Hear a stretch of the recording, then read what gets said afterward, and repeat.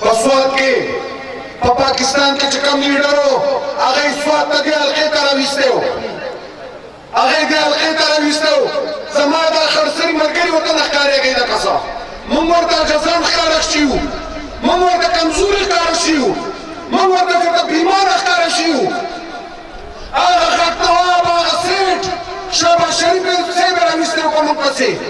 سواتیانو ورسره هغه حل وکړو هغه منډه یې ورکړې ده چې د هغه نسلونه به یاد لري زه ورته بیا یم ستا سیټ نه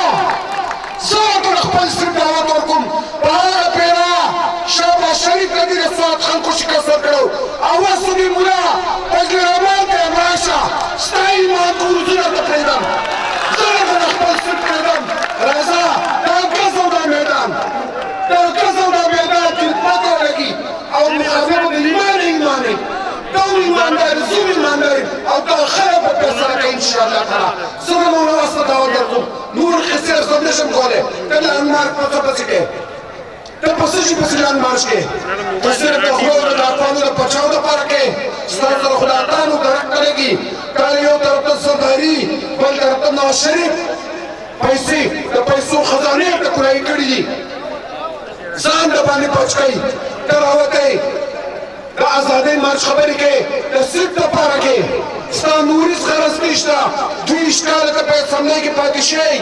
20 کاله ته په هغه وزیرانو په بنګلو کې پاتې شئ ستا په بل ځای کې خوب نه درځي راشه فضل الرحمنه د ایمان ایمانه دي دلته په دې سوات ته په دې حلقه کې په انډستري کې مقابله کوو چې تاله دا خلک ورکوي او که پاکستان ته انصاف له ورکوي او که عمران خان له ورکوي خلک تپوس کوي وایي ستاسو څه پوزیشن دی د ازادۍ مارچ ما د څه شي ازادي مارچ ازادي مارچ ته راشي ناران دي شي ازادي مارچ ته راشي د انډیا خلاف دې په کشمیري کو کې 80 لکه مسلمانان بندي 80 لکه مسلمانان بندي د هغو نوم نه لي کشمیر بند کړی دی د دې سوات نه غټه علاقه ده زما خیال د ټوټل د ملکن ډیویژن همرا ټوله علاقه ده هدف 85 لکه 86 ورځې وشوې بند پراته دي خلک دا نران دا د پاکستان لیډران د هغې نوم نه لي